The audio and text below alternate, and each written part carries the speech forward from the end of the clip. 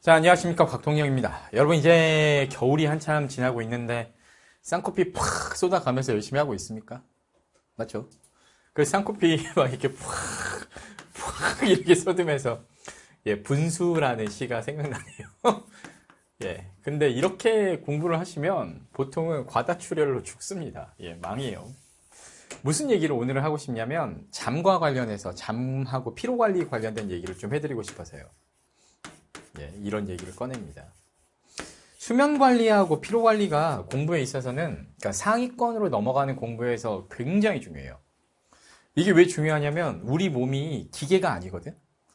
근데 하다못해 스마트폰만 해도 뭐가 없으면 쓸 수가 없냐면 스마트폰도 충전을 해야 돼. 충전을 안 하고 사용할 수 있다 이런 개념은 없어요. 급속 충전을 하면 조금 더 빨리 되긴 해도 그래도 충전은 일단 기본적으로 해야 되거든. 그렇잖아. 아무리 바쁘다고 해가지고 충전을 안 해버리면 내가 진짜 써야 될 때 못 쓸 거 아니에요. 그러다 보니까 여러분들께서 스마트폰을 충전해서 가지고 나가는 것처럼 여러분들 몸도 충전을 해야 되거든.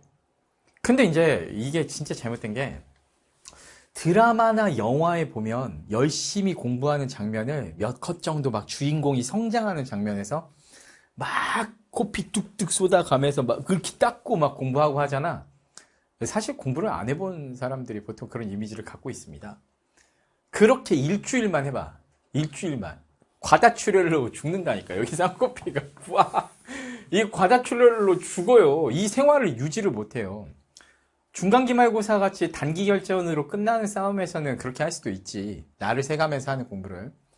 그런데 거의 6개월에서 1년 정도 싸워야 되는 경우에 잠과 피로를 통제를 못한다라고 하면요. 이 생활 자체를 이어갈 수 없기 때문에 엄청난 누적 학습량을 달성하는 거는 불가능해요. 그래서 잠이라는 거는 너무 방만하게 더 자도 안 되지만 덜 자도 안 되는 거야. 아주 이상적인 최적 지점이 있거든요. 근데 보통 그게 하루 종일 자습을 하는 학생들 같은 경우는 7시간에서 7시간 30분? 그리고 사람마다 이제 컨디션에 따라 좀 다르긴 한데 수업을 좀 받는 상황 있죠. 재종반이나 학교 다니면서 공부하는 친구들 같은 경우는 이런 친구들은 한 6시간 이쪽 저쪽. 왜냐하면 앉아서 수업을 듣는 게 체력이 덜 빠져요. 확실히 체력이 덜 빠지고 하루 종일 자기주도 학습하면서 자습 위주의 공부를 하는 경우에는 훨씬 더 체력이 잘 빠져요. 그래서 아무래도 공부가 훨씬 더 힘들거든, 자습이. 근데 효과는 더 높지.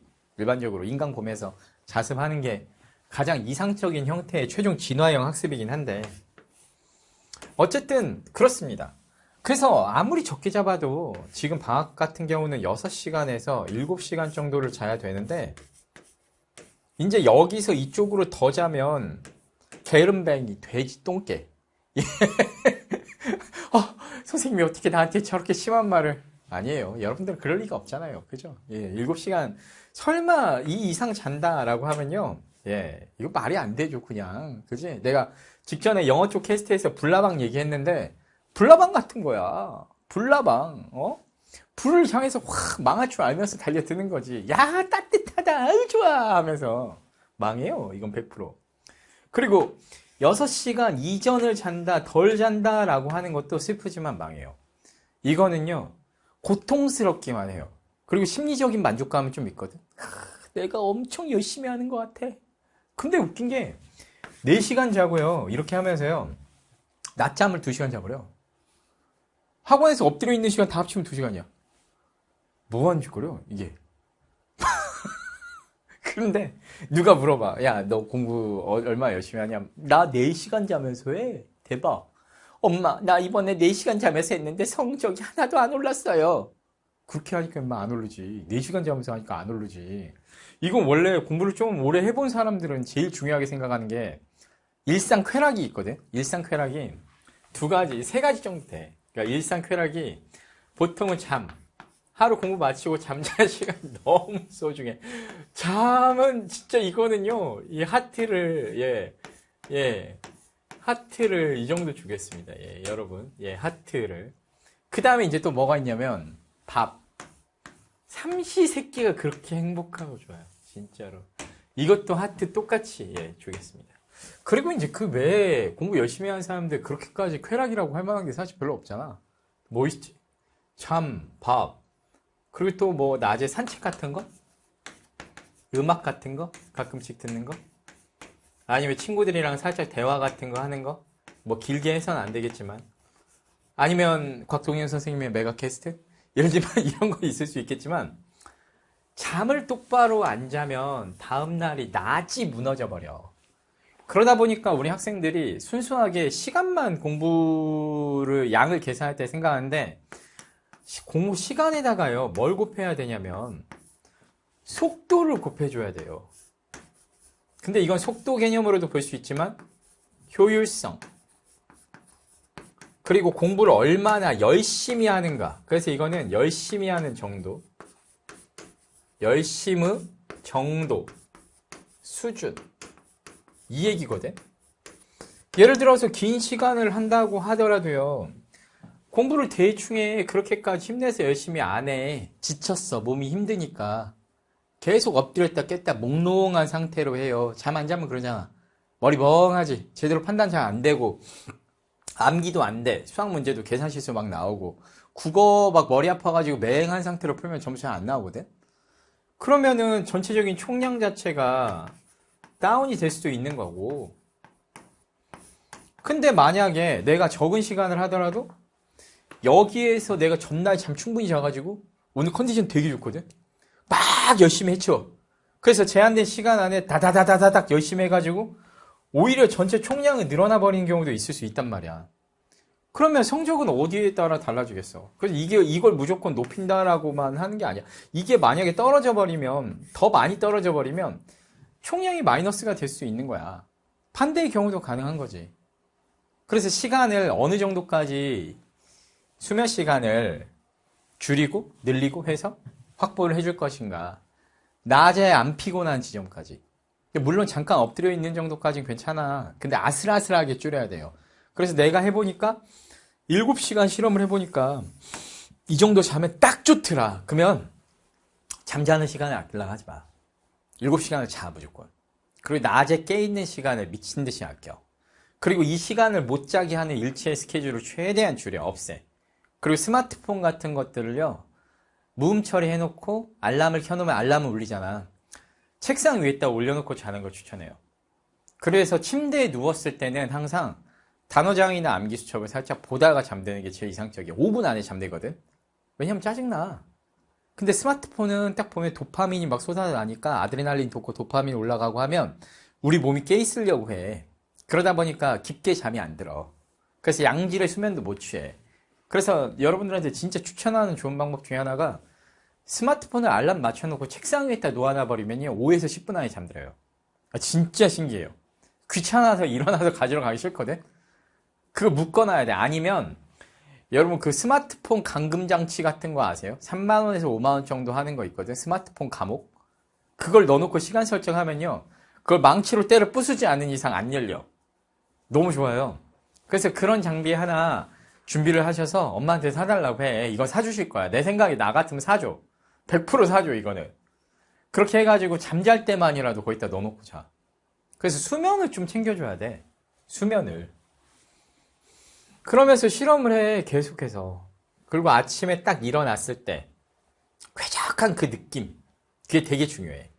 근데 이 피로 관리를 못하면 이게 다음날 무조건 100%의 효율, 풀 충전 상태가 아니기 때문에 속도가 정상 속도의 80%나 70%밖에 안 나오면 전체 총량이 떨어질 수도 있어. 이게 그래서 멍청한 거야.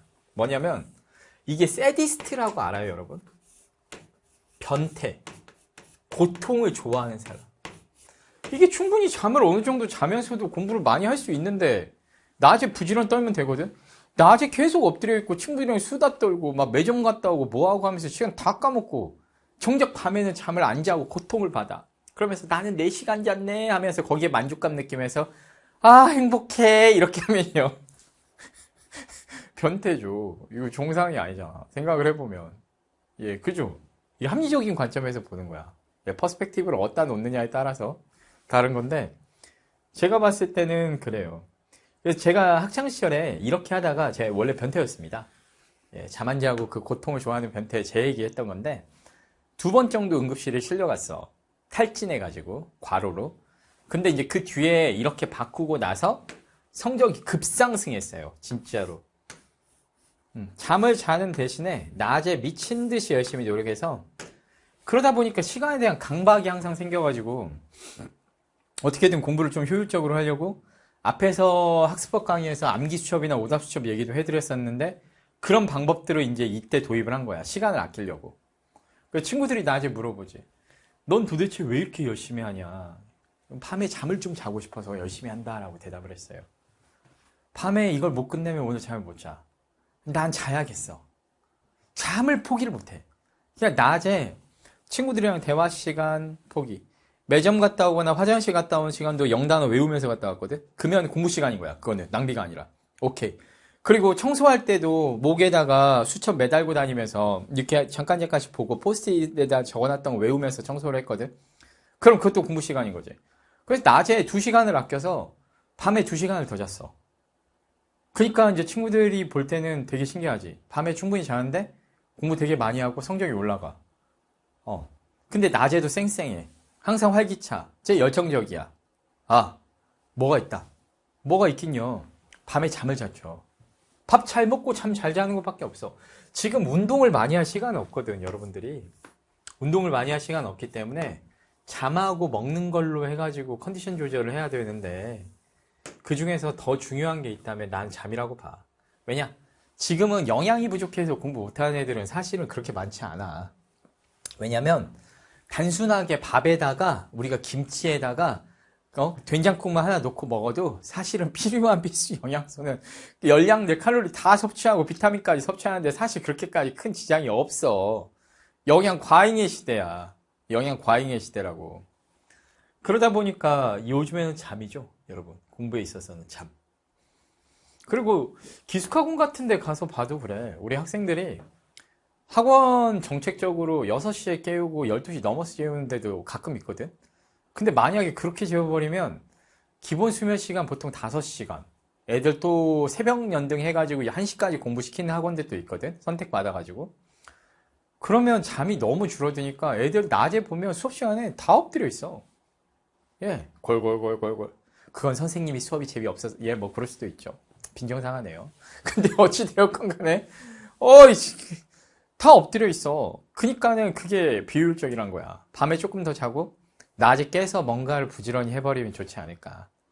물론 뭐 내가 듣기 싫은 시간에 수면 시간을 충전하는 것도 현명한 전략이라고 볼 수 있겠지만, 공부를 해야 되는 시간에도 하고 싶은데도 잘 안 된다라고 하면요.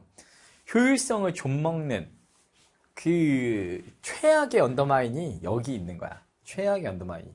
나도 모르는 사이에 내 공부를 좀 먹고 있는 시간에 대한 집착이에요. 그래서 공부 시간보다 더 중요한 거는 공부 효율. 공부 속도나 효율성이 갖춰진 상황에서 거기서 가능한 맥스로 시간을 끌어올려버리면 그게 진짜 열심히 하는 공부가 되는 거죠. 코피를 흘리는 공부는 이미 실패한 공부예요. 예, 쌍코피가 났다 하면 시간 관리가 똑바로 안 된다는 얘기라서 나한테 그런 자랑을 하면 보통 혼납니다. 이 쌍코피를 흘리다니 미숙한 놈, 애송이 이렇게 얘기하는 거죠. 여러분들은 이런 선생님 공부의 비밀에 대해서 자세히 설명드리는 시간을 일주일에 한 번씩 가지니까 참고를 해보시고요. 그리고 이제 뭐 공부 방법 관련해 가지고 궁금한 거나 조언 받고 싶은 것들 있으시면 선생님한테 직접 신청을 하셔도 좋아요. 그리고 카톡으로 해가지고 선생님 질문 받아주는데 카톡을 하실 때 반드시 어떤 대학 준비하고 지금 뭐가 고민이다라는 것까지 같이 남겨주세요. 그리고 선생님 민강 뭐 듣고 있는 게 있으면 그 얘기도 같이 해주시면 조언해드릴 때 굉장히 편합니다. 근데 이제 가끔 카톡 보내실 때 자기가 누구라고 소개를 안 하고 그냥 안녕하세요 하고 보내는 친구 있거든요. 그럼 저 답장 안 해요, 여러분. 왜냐하면 선생님은 시간이 워낙에 바쁘다 보니까 읽고 넘어가 버리는 경우가 많아. 그래서 여러분들께서 이제 질문하실 때 선생님 팁을 좀 드리면 안녕하세요에서 그치지 마시고 저 땡땡 수강생인데 이런 것들이 궁금합니다 라고 질문하시면 자세히 다정하게 상담을 해드립니다. 근데 이제 학생들 중에 이 기다리는 애들이 있거든요. 안녕하세요 하면 나애가 답장하기를 기다리는 친구들이 있는데 선생님이 실시간 채팅은 사실 거의 못해요. 그래서 카톡을 이메일처럼 쓰거든. 근데 그날 답장해드려. 당일 답장해드리니까 빨리 답장 받고 싶으신 분들은 언제나 이쪽으로 연락 주시면 좋겠습니다. 오케이. 일단 오늘 또 같이 공부의 비밀에 대해서 한번 파헤쳐 봤습니다. 근데 이게 쌍코피 흘리는 이미지는 어디서 온 걸까? 이미 건강 관리를 못해서 이 쌍코피 흘리는 상태가요. 우리 몸이 비상신호를 보내는 건데 한 달 못 가거든요. 쌍코피가 나기 시작했다고 하면 쓰러져. 그래서 효율이 너무 떨어지는 거야. 이 게임을 한다고 생각해봐요, 여러분. 캐릭터 HP가 항상 빨피 상태라고 하면은 몬스터 잡으러 갈 수 있겠냐고. 이게 안 되지. 멍청한 짓이야. 근데 이게 왜 나올까 생각해보면 내 생각에 이걸 작가님들 문제인 것 같아. 드라마나 영화의 작가님들이 어떻게 보면 막 이렇게 극상까지 공부를 해보셨다기보다는 이미지로 이렇게 학생 그 관객들한테 공부를 열심히 하고 이런 이미지를 빨리 보여줄 방법이 없을까라고 연구를 하다 보니까 상상적 이미지로 만들어낸 게 아닐까. 코피, 쌍코피 막 쏟아가면서 하는 게. 그리고 이제 옛날에는 공부에 대해서 무지할 때는 새벽잠을 안 자면서 공부했던 것도 사실 유행이었기도 하고. 그래서 그런 것이 아니었을까 싶습니다. 근데 생각해보니까 나도 옛날에 쌍코피 처음 쏟았을 때, 고등학교 때, 고3 때 한번 쏟았거든? 진짜 기분 좋더라. 아, 내가 이렇게 잘 살고 있구나. 쌍코피를 쏟았네. 아, 기분 좋아. 라고 생각하면서. 아, 남 얘기할 게 아니라니까. 그러니까 진짜 인생은 항상 조심해야 돼. 부메랑이어가지고, 뭔 소리 하면 다시 나한테 돌아오는 거야. 겸손하겠습니다. 저 세디스트 변태가 여기 있군요. 여러분들은 그러지 마십시오. 오케이? 좋았어.